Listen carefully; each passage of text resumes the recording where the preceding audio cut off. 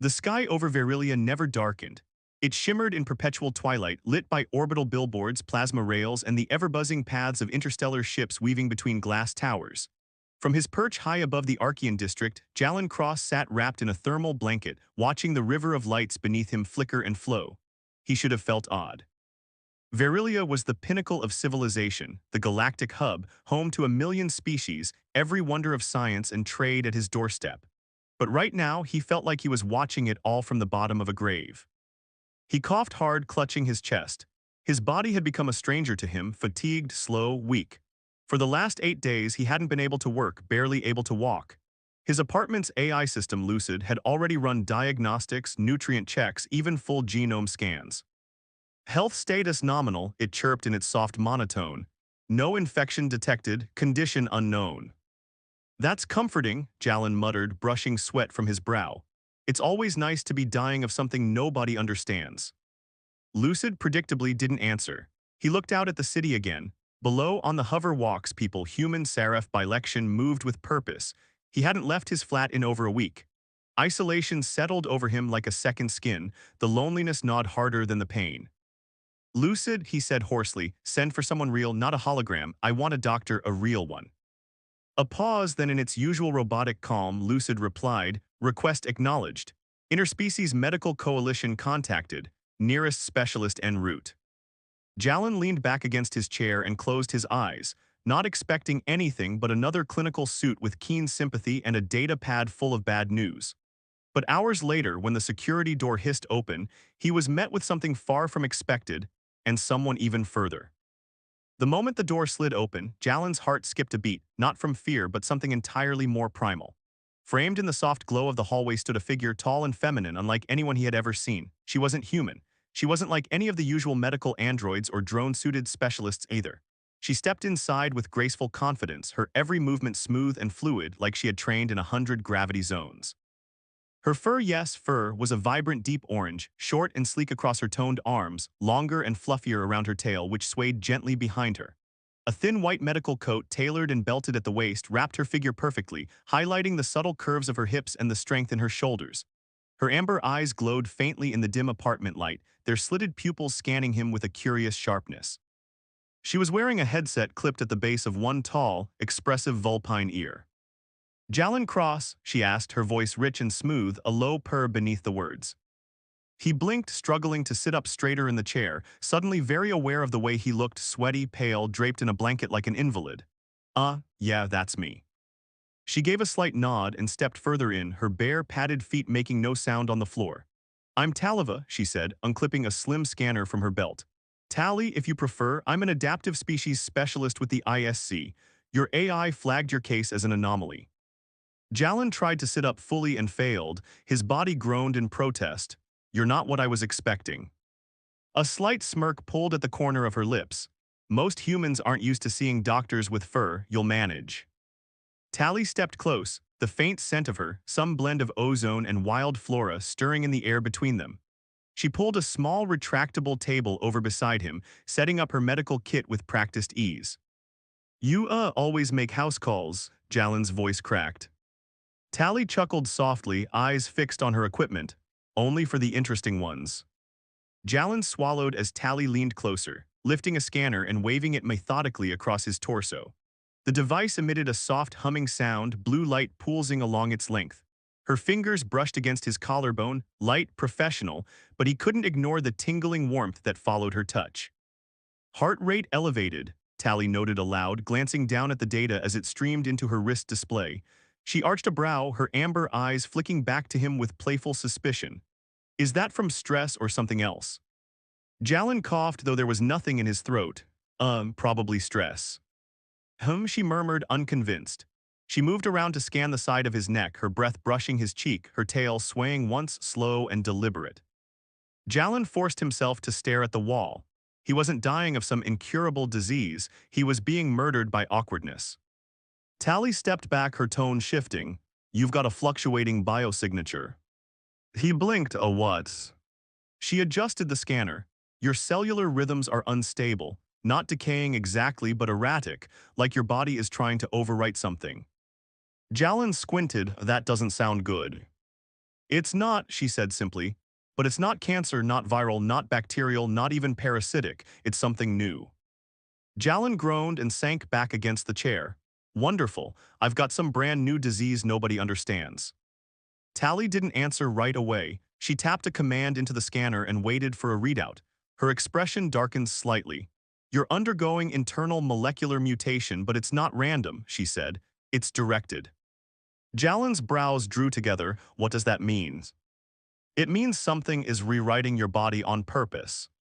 For a few seconds, neither of them said anything. Then Jalen laughed bitterly.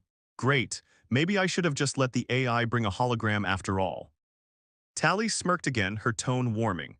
Then you'd be mutating alone, and I don't think you'd survive long without someone watching your vitals and maybe keeping you in line.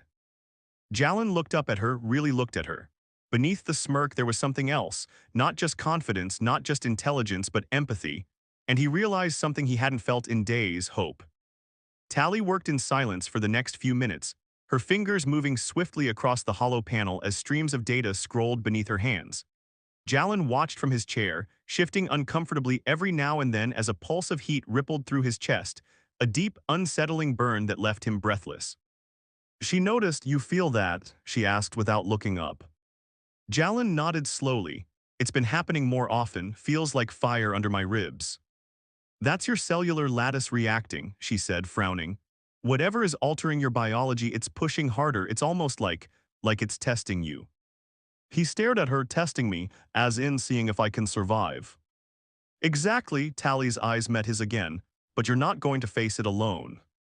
She stepped away from the scanner and crossed her arms, tail swaying behind her in thought. Her eyes glowed brighter when she was focused, and now they were burning like twin lanterns. I'm starting a treatment protocol, she said. It's experimental cross-species nanocyte therapy developed for unstable hybrid cells. It's never been used on a pure human before. Jalen blinked. That sounds terrifying. Tally grinned. Welcome to the fun part of medicine. He stared at her for a beat, then let out a weak laugh. And if it kills me? She walked closer, placing her clawed hand gently on his shoulder. Then I'll bring you back and yell at you for dying on me. Jalen looked at her hand, warm, firm, furred, and then up at her face. You're serious about this, huh? Tally nodded, dead serious. Something fluttered in his chest that had nothing to do with the burning under his ribs. He hesitated. So, are you staying here? Tally tilted her head. Would you rather I didn't? Jalen's voice came out softer than he expected. No, I'd rather not be alone. She smiled. Then I'm not going anywhere. She turned and retrieved a small silver injector from her pack. This is the first dose. It's not going to be fun. I didn't expect fun, he muttered, pulling his sleeve up. Just don't let me die. Tally pressed the injector to his arm. I won't, she clicked the trigger. The pain hit him instantly, hot, deep, and consuming. He gasped as the heat surged up his veins, filling every cell with fire. And through the blur, the only thing he could see clearly was her. Jalen's body arched as the heat surged through him, molten pressure crawling from his arm to his chest, his spine, even behind his eyes. He could feel his heart thudding erratically, like it might leap from his ribs and tear through his skin. Every breath felt like dragging fire into his lungs. Breathe, Jalen, Tally said calmly, though her voice was firm, commanding. I can't, he choked out. Yes, you can. Her hand was on his chest now, the pads of her fingers pressing just enough to keep him anchored. This is your body adapting. The nanocytes are rewriting your cellular integrity. You're strong enough, just focus on my voice. He clenched his fists, jaw tight, eyes shut, and still, her voice cut through the chaos. Not just clinical now, reassuring, close. After what felt like hours, the pain began to ebb, not vanishing but shifting, settling deeper. The sensation became dull, like hot coals buried beneath his skin, still smoldering but no longer roaring. His muscles went slack, his head rolled to the side, and he found himself looking at Tally, who was kneeling beside the couch now, her orange fur catching the faint neon light from the window. She looked concerned, but more than that, she looked proud. Jalen took a shuddering breath. I'm not dead. No, she said with a faint grin, you're not, but you might wish you were tomorrow morning. He groaned, managing a weak smile. That bad, huh? You just injected microscopic construction bots into your bloodstream and asked them to fight a mutating alien condition no one's ever documented. She stood up, hands on her hips. Yes, it's that bad. Jalen let his head fall back onto the cushion. Great, I feel like a lab rat with a view. Tally laughed, actually laughed, and her tail gave a single, amused flick. You've got a decent sense of humor for someone who almost combusted. I'm full of surprises, he muttered. She raised an eyebrow. Oh, I've noticed. He glanced at her, caught the flicker of amusement in her glowing amber eyes, and felt a strange warmth that had nothing to do with the nanocytes crawling through his system. So what now? Tally turned and began setting up a floating monitor at the foot of the couch, her silhouette sharp and graceful against the skyline behind her. Now, she said, glancing back over her shoulder, we make sure this actually works. I'm staying here, Jalen, whether you like it or not. Jalen smirked, eyes half-lidded as the pain began to give way to exhaustion. I like it. By the time Jalen awoke again, the room was darker, lit only by the faint blue pulse of the vitals monitor hovering at the foot of his couch. Outside, the Verilian skyline shimmered like a sea of fireflies beneath twin moons. Aircars zipped past in the distance, headlights streaking through the misty atmosphere like shooting stars. He stirred slowly, wincing as his joints protested. His body felt heavy and sore, but alive, still warm, still tethered to the world. Then he heard soft movement. Tally was on the floor nearby, seated cross-legged beside a portable workstation. She was no longer wearing her white coat. Instead, she wore a tight-fitting black tank top and slim tactical pants. Her orange fur caught the ambient glow of her terminal screen, her long tail swaying absently behind her, flicking when she concentrated. He watched her in silence for a few seconds, struck again by the strange reality of it all. He was being treated for a condition that didn't exist by a woman who didn't even come from his world. You know, he rasped, this is not what I expected when I asked for a doctor. Tally didn't look up, and what exactly were you expecting? I don't know, he said, some stuffy medbot, maybe a grumpy old xenologist, not a young, lovely, beautiful, smug, fur-covered woman who seems way too calm about rewriting my body from the inside out. Her tail twitched, amused. You think I'm beautiful? Are you really pretending you don't know that? Tally tilted her head, the glow of the screen reflecting in her eyes. Careful, Jalen, you're on a lot of neural enhancers. I might have to chalk that compliment up to chemical delusion. Jalen closed his eyes and chuckled faintly. Nope, that one was all me. Silence settled again, not awkward, comfortable. Eventually, Tally rose and stretched, her silhouette lit in the soft azure haze of the monitors. She grabbed a small canister and approached the couch. Electrolytes, she said, handing it to him. You're still metabolizing the first injection. You'll need fluids constantly. He took it and sipped. It was cold, fizzy, and tasted vaguely of citrus and something metallic. Not terrible. He set it down beside him. Tally knelt again, this time closer, and adjusted the blanket over him. You're not just a patient, Jalen, she said softly. I don't say that often, but something about this, it feels different. Jalen's breath caught, he met her eyes. I feel it too. And for the first time since it all began, neither of them had anything clever to say. The silence between them was warm now, no longer filled with unspoken questions or clinical tension. Jalen could still feel the burn under his ribs, subtle, ever-present, but it was less terrifying somehow. Maybe because she was there. Maybe because it didn't feel like he was fighting this thing alone anymore. Tally sat beside the couch, close enough that their knees nearly touched. Her fur shimmered with every breath, catching faint strands of blue light from the hovering vitals monitor. For a moment, Jalen studied her face. Beneath the sharp cheekbones and sleek alien features there was softness, strength tempered with patience. You ever get tired of it? He asked suddenly. Tally blinked. Of what? Saving lives, fighting unknowns, carrying the weight of people like me. She tilted her head, ears twitching thoughtfully. It's exhausting, sure, but it's never meaningless. She glanced at him.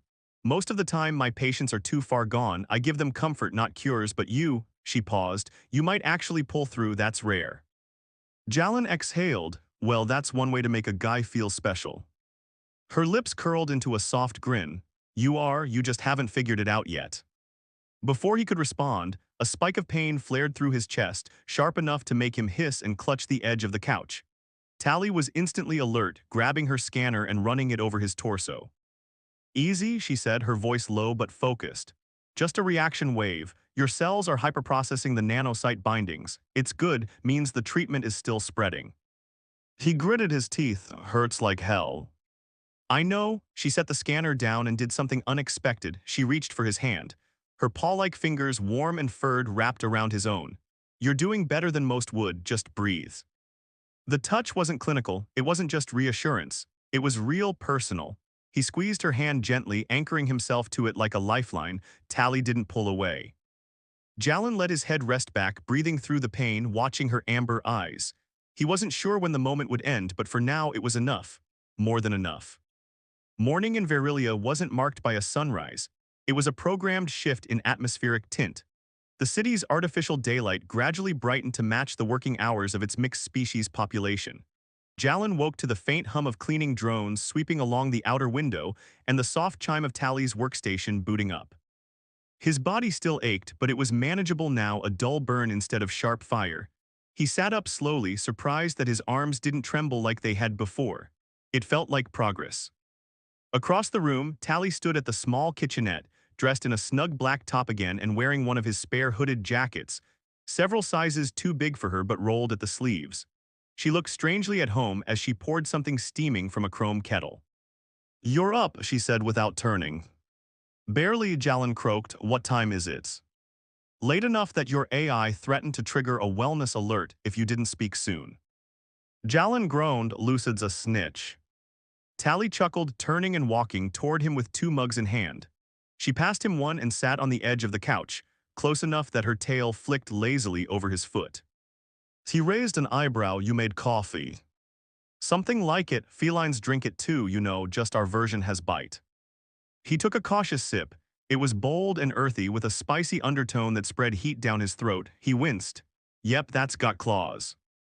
"Better than electrolytes," she said, sipping her own. They sat in silence for a moment, watching the neon skyline bathed in soft blues and silvers. Tally glanced at him sideways. "You handled the first treatment better than I expected." "Guess I'm stubborn like that," Jalen muttered, "or just lucky." "No," she said softly, "not luck. Some part of you is fighting harder than it should be able to. I've seen people fall apart under less." Jalen looked down into his mug, then at her. "Why do you care so much?" Tally didn't answer right away. Her eyes searched his face as if weighing something. "Because I've lost people," she said at last. "People who didn't have anyone fighting for them. People who needed more time. You still have time and I don't want to waste it." Jalen's heart tightened, not from the mutation or pain but from the weight behind her words. He nodded slowly. "Okay." Tally looked at him. "I'm going to fight harder," he said. "If you're not giving up on me, I won't either." Her lips twitched into the faintest smile, one he hadn't seen before, soft, real, almost vulnerable. "Good," she said, finishing her drink, "because I'm not going anywhere." Later that afternoon, the apartment dimmed again as though preparing for what was coming. Jalen sat upright on the couch, his posture rigid as the floating monitors adjusted to his changing vitals. Tally stood by the med station, tail low and steady, preparing the second dose of nanocyte therapy. "This one's stronger," she said without preamble. "The cells responded well to the first round. We can push the agents harder now." Jalen nodded slowly, flexing his hand. "Will it hurt worse?" Tally gave him a look. "Yes." He chuckled dryly, then flinched when even that movement tugged on something sharp inside his ribs. "I figured." She approached with the injector, sleeker and thicker than the last one. As she knelt beside him, her hand brushed his forearm first, soft and warm against his skin. He watched her carefully, her focused expression, the way her ears angled slightly forward when she was concentrating. She wasn't just a doctor now, not to him. "Ready?" she asked. "As I'll ever be."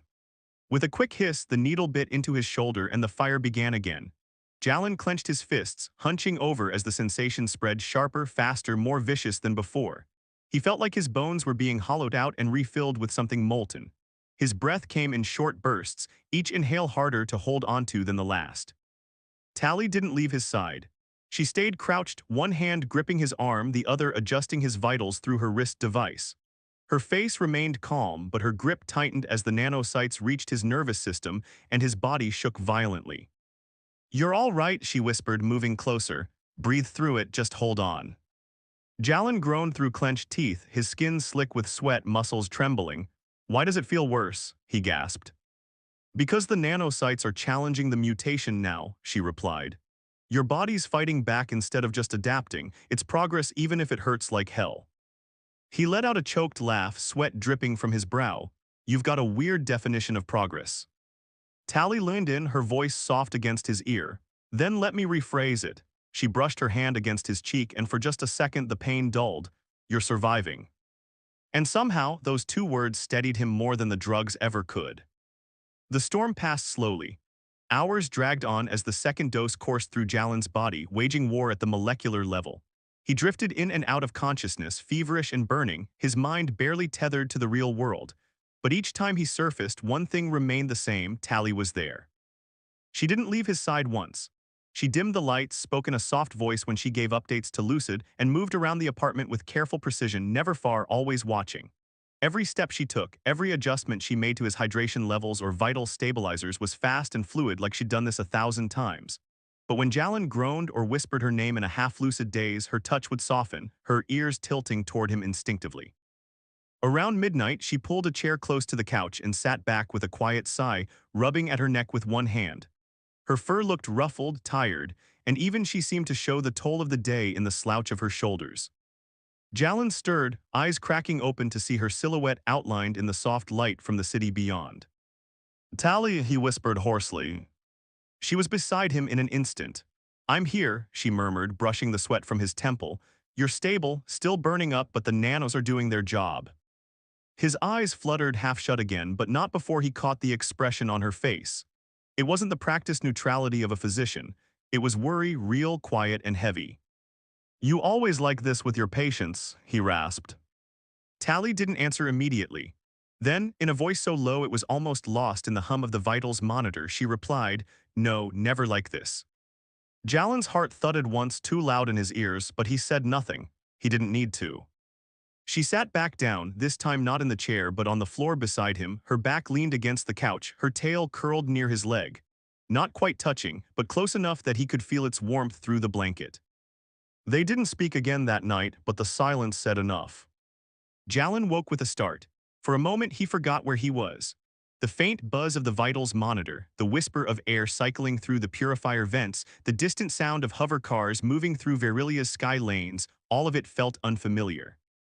But then his eyes landed on the orange-furred figure still resting beside him, her back to the couch, arms folded, head tilted slightly as she dozed.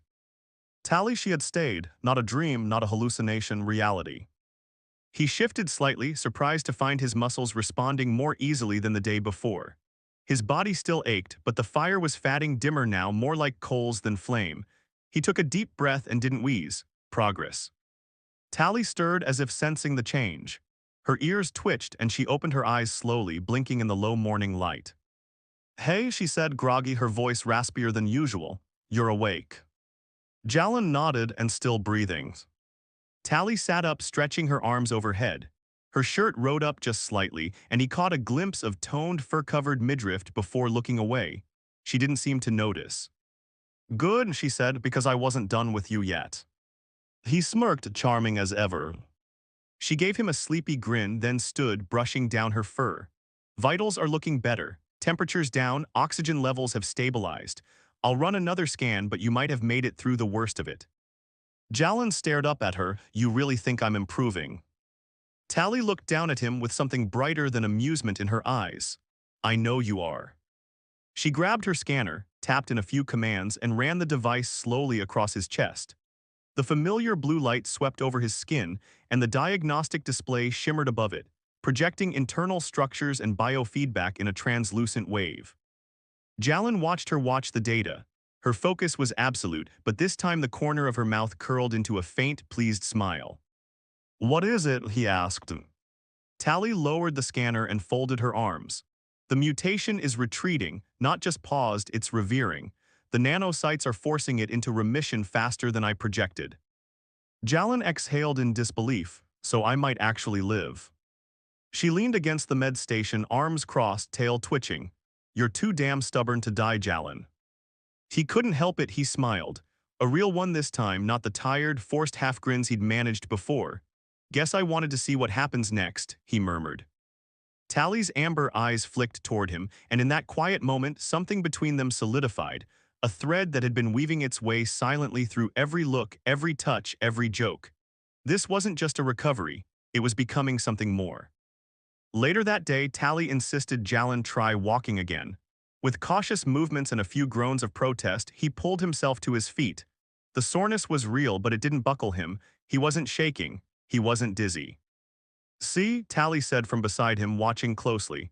"Told you your bones hadn't melted yet." "They still might," he muttered, taking another step. She smirked. "That's the spirit." They moved slowly through the apartment, her ever-present tail flicking just behind him as she kept pace. Eventually, they stepped onto the balcony. The glass doors slid open with a whisper of air. The view was stunning. Even after living in Verilia for years, Jalan had never stopped admiring the skyline. Towering spires reached for the heavens, glowing with streams of bioluminescent ads and glimmering walkways. The endless flow of aerial traffic shimmered below, sleek ships and pods weaving like fish through a current of light. Two moons hung high above the skyline, one pale white, the other a faint amethyst. Tally leaned against the railing, her fur glowing in the refracted neon. "I've seen hundreds of cities on a dozen worlds," she said softly, "but this one, Verilia, always feels alive." Jalan stood beside her, resting his hands on the railing. "I used to love watching it, but this last week, it felt like the world was moving on without me." She looked at him, her gaze sharp but kind. "Because you thought you were dying." He nodded slowly. "It's strange. I spent the first few days trying to act like it wasn't real, then the rest of the time preparing to disappear. And now," he looked at her, her ears tipped with tufts of darker orange twitched slightly in the wind, her eyes were luminous in the soft glow of the skyline. "Now I'm starting to think I wasn't meant to disappear at all," he said. "Maybe this, whatever this is, was supposed to happen to bring you here." Tally didn't laugh, didn't deflect. Instead, she turned to face him fully. "I don't know what brought me to you, Jalan," she said, "but I've had hard cases, lost causes, and I never stayed longer than I had to." Her voice dropped to a whisper. "I'm still here." He reached out and brushed her hand gently. "Good," he said, "because I think I need you more than I thought." And though she didn't answer right away, her fingers curled around his, a silent reply. The night was quiet, unusual for Verilia. Even the sky traffic seemed slower, more distant, as if the city itself had lowered its voice to let their moment breathe. Back inside the apartment, Tally moved about the kitchenette, tail swaying lazily behind her as she prepared something light, nutrient-rich, easy to digest. She'd insisted Jalan eat something that didn't come from a bottle or syringe, now that his stomach could handle it again. He sat at the table near the wall, watching her. The oversized hoodie she still wore from his closet hung loose over her body, sleeves rolled to her elbows. The sight of her, so alien yet so comfortably nestled into his space, made something warm settle in his chest. Not fire, not pain, just warmth. "You know," he said, resting his chin on his hand, "you're getting a little too comfortable here." Tally glanced over her shoulder, flicking an ear. "And yet you haven't kicked me out." "Because you threatened to sedate me if I did." She grinned, flashing sharp canines. "You're learning." He smirked. "Seriously though, why me?" She stopped stirring and leaned back against the counter. For a second, her smile faded, replaced by something more vulnerable. "I've treated a lot of people, Jalan, some grateful, some terrified, some already halfway gone. But you," she paused, looking straight at him, "you didn't just want to survive, you fought, even when it hurt, even when it scared you." He swallowed. "Maybe because of you." Tally's expression softened. "Maybe because of us," she said. That made the air feel heavier, in a good way. The unspoken thread tugged tighter between them, like something was shifting from playful companionship into something far deeper, something neither of them had dared name. She plated a small bowl of food and brought it over to him, setting it gently on the table. "Eat," she said softly. He stared up at her, voice low. "Stay." She met his eyes, searching, and then nodded once. "I wasn't planning on leaving." Jalan ate slowly, not just because of the soreness in his body, but because he didn't want the moment to end. The food was simple, soft grains and spiced protein. But he didn't care, not when Tally sat beside him and let her shoulder brush against his. They didn't need to say what was happening. It was already happening, and neither of them was pulling away. Later that evening, Jalan stood in front of the mirror in the bathroom, gripping the edge of the sink. His reflection stared back, gaunt, less pale, tired, but steadier. His hair was a mess, and his eyes were still shadowed with fatigue, but for the first time in over a week, he didn't see a dying man. He saw someone still here, someone coming back.